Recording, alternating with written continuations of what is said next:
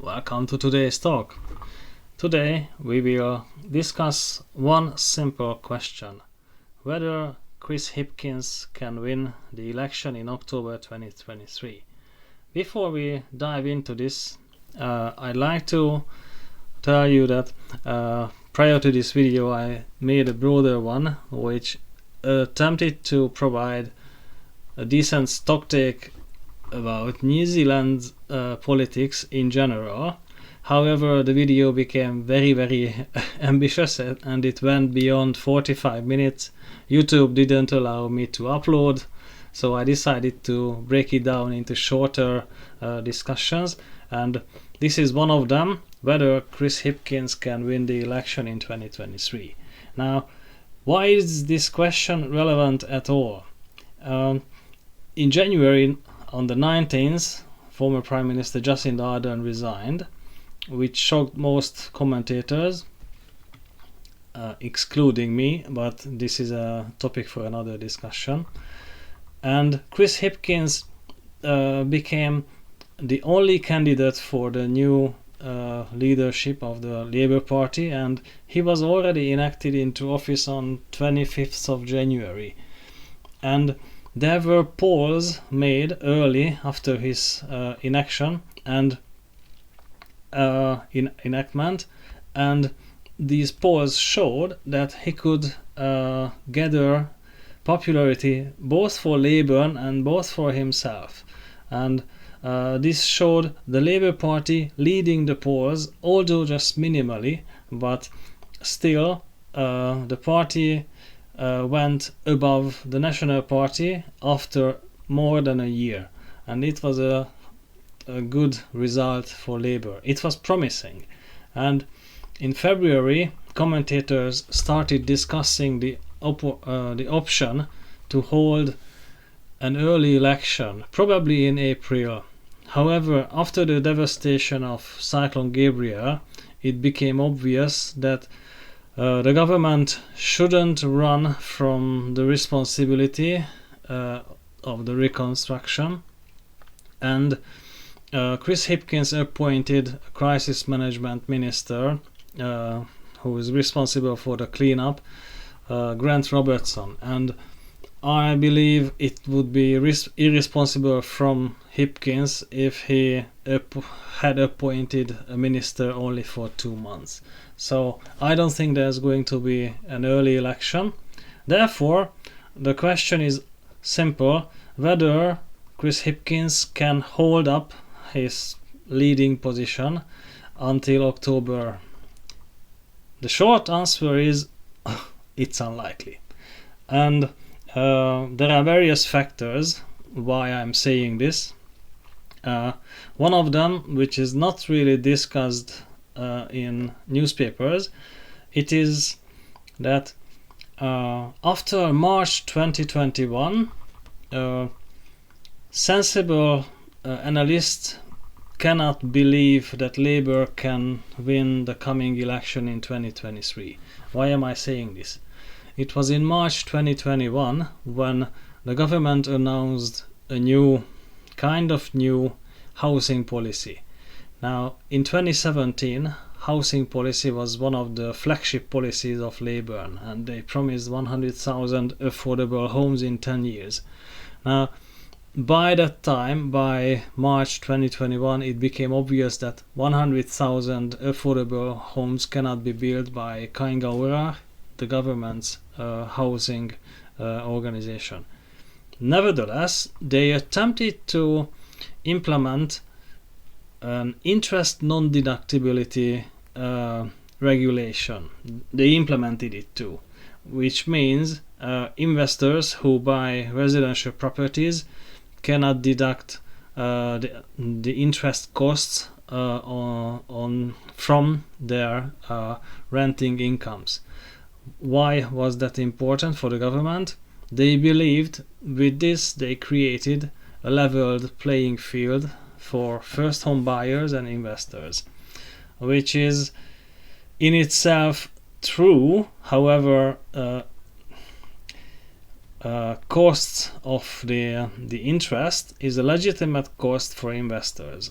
and they threatened the general business environment.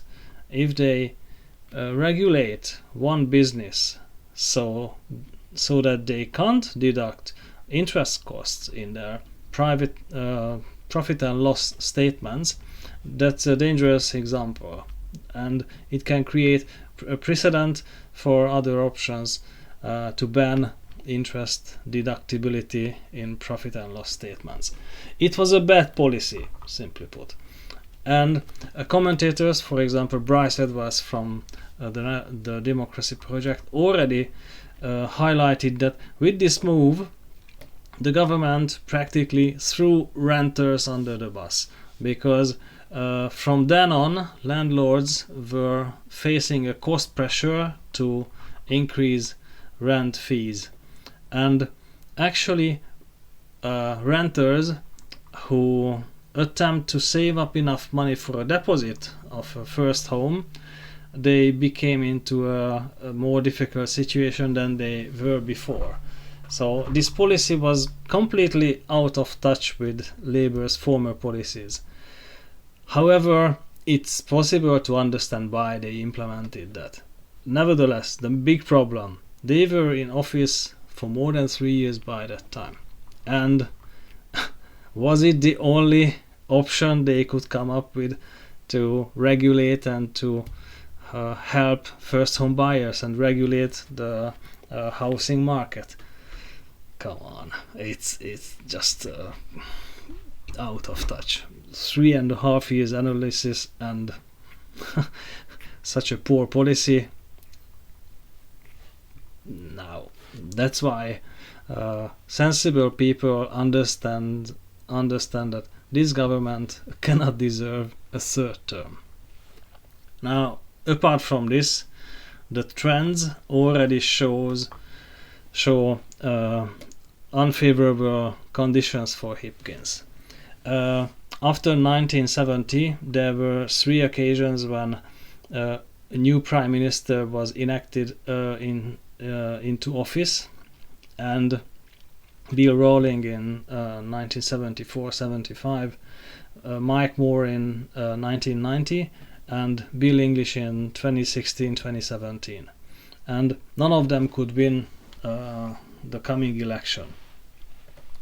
This is a simple trend which has only 3 examples, so the size of the sample is not large enough to establish a certain pattern. And there are another term as well. If any government provides an acceptable track record or a good track record, they can win 3 terms. This occurred with Robert Muldoon's government between 1975-1984, Jim Bolger's national government between 1990 and 1999, Helen Clark for Labour, she could win 3 terms as well between 1999 and 2008. Also the National Party between 2008 and 2017 could indeed win 3 terms. And the most effective, the most similar case for Hipkins is the fourth Labour government's example between 1984 and 1990. And that Labour government started losing their popularity in the 4th year of their terms, because the first term was spent on establishing the nuclear-free policy, which provided them with popularity. However, they already started implementing the neoliberal economic regulations, which were very, very unpopular. And the negative effects of the new economic system became apparent after the second election in 1987. And in the 4th year, Lange, the then Prime Minister David Lange, was even challenged by his former Minister of Finance Roger Douglas, because they had an internal debate, quite a big argument and opposition, when David Lange opposed Roger Douglas's universal basic income and the flat income tax rate policy. And after that debate, Roger Douglas was out from the cabinet, but only for a short time, and in 1989 Lange resigned when the Labour caucus voted Roger Douglas back into cabinet.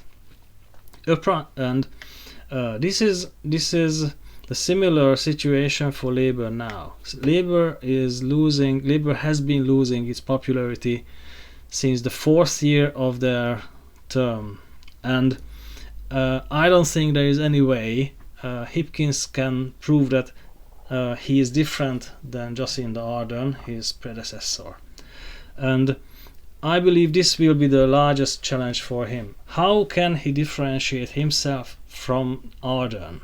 And here there are many arguments why it is a difficult case for him. First, Ardern was characterized as the crisis manager, and there was a narrative in the mainstream media that this government faced so many crises that they could not have the chance and the time to govern at all. Now, this argument, this narrative, is contradictory to the other narrative, which is in the end of 2022, Ardern already signaled that she had asked ministers of the cabinet to consider their agenda and reduce the scope of the government and focus on the economy, focus on resolving the cost of living crisis, because they were doing too much too quickly. Now, if they didn't have the time to govern because they were managing crises, how could they do too much too quickly? No way. And Hipkins came into office in January, and in February he dumped many unpopular policies. Among these we find the unpopular merger of the Television New Zealand and Radio New Zealand, the so-called job insurance scheme, which was the baby of Grant Robertson, the new free speech regulations, and he hinted that the government would revise the Three Waters legislation. Nevertheless, all these changes and dumping of unpopular policies were hinted by Ardern in 2022, so it's not new. Being a crisis manager with Cyclone Gabriel, it's not new. Everything seems to be the same, and we should not forget that two main policies which are related to the co-governance agenda, the Maori Health Authority and the Three Waters legislation, are already at place, and it's unlikely they will be repealed. On the one hand, I agree with the initiative to create a Maori Health Authority, because it creates an opportunity for Maori to access the health system on their own language, and it's important for them culturally. I understand that. The Three Waters legislation, however, is a complete failure, and by any means, in principle and also with economic considerations, I would recommend forget that and repeal it completely, but that's another discussion. So this remains. So why is Hipkins different than Ardern? There are no signs for that, and there is also another argument that Hipkins as a character is very similar to Ardern. Ardern was a bit arrogant when she talked about politics and policies which were mistaken, and she talked around the topic, but she never admitted she was wrong. and just one politicking when her fiancé made a misunderstanding with pharmaceuticals, with pharmacies, when he asked for rapid antigen tests for his friend, and he claimed that the legislation has changed, so everyone could access a rapid antigen test. Actually, he was lying, and it turned out that he wasn't right. Later on, he apologized. But the public wanted some kind of apology from Ardern too, and she just said her fiancé apologized, so there was nothing to say anymore. Okay, apart from this, of course there was nothing to say anymore for her. Yeah, you see the contradiction. This was arrogance, and Ardern was arrogant other times as well. For example, she didn't talk to the protesters in February and March who were occupying the parliament's lawn, because she believed that they did not represent the majority of the country. But they were protesting against vaccine mandates which were at least questionable. So it would have been lucky or fortunate if she had the time and if she had devoted some meetings with the protesters as well. That was arrogant. Now, Hipkins is arrogant too. During the devastation of Cyclone Gabriel, there were news emerging from the affected area that looting was occurring already, and Hipkins said it was just an unsubstantiated rumor. Later on, he had to apologize for this, but how come the Prime Minister questioning the news and complaints of people in the area? It's nothing that the public can easily digest and accept. Okay, he at least apologized, but still, this kind of arrogance is there, and in this case, he is very similar to our Ardern, and sometimes he used the same phrases. It was a joke during 2022 already that Ardern often rejected the premises of any question which might raise problems with her government. Now, after Hipkins dumped many policies, on the AM show Ryan Bridge was asking him about the costs which were spent already on these policies, and it seemed a waste of money, and Hipkins used the phrase he didn't agree with the characterization of Ryan Bridge. In other words, he didn't accept the premises of the question. So it was the same what Ardern was doing quite often.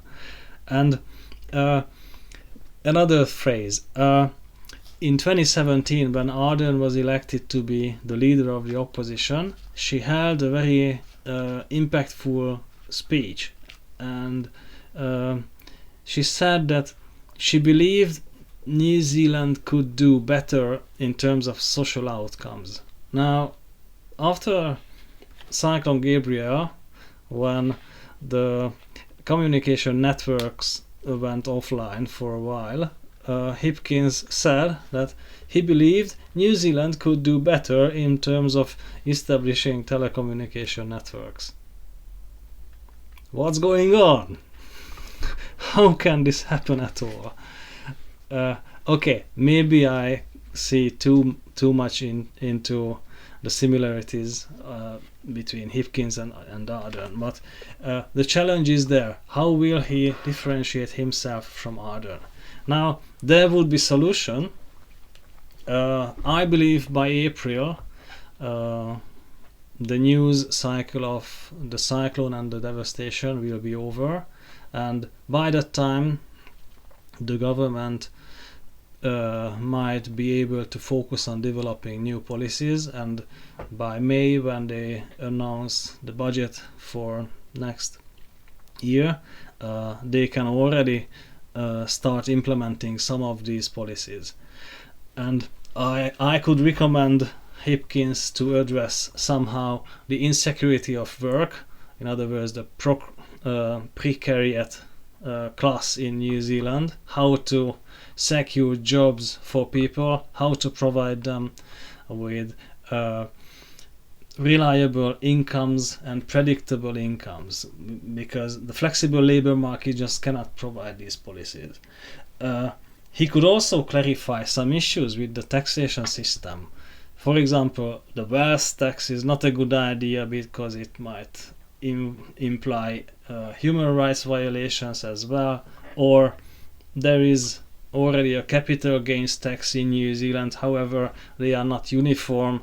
For example, the profits on cryptocurrency trades are not taxed. Nevertheless, the profits on real estate trades are taxed through the bright line test, etc. These should be harmonized, and this is capital gains tax by definition. Come on, it would be cheap policy, and it would create popularity for him, even among national voters. Now, let's see what he can do.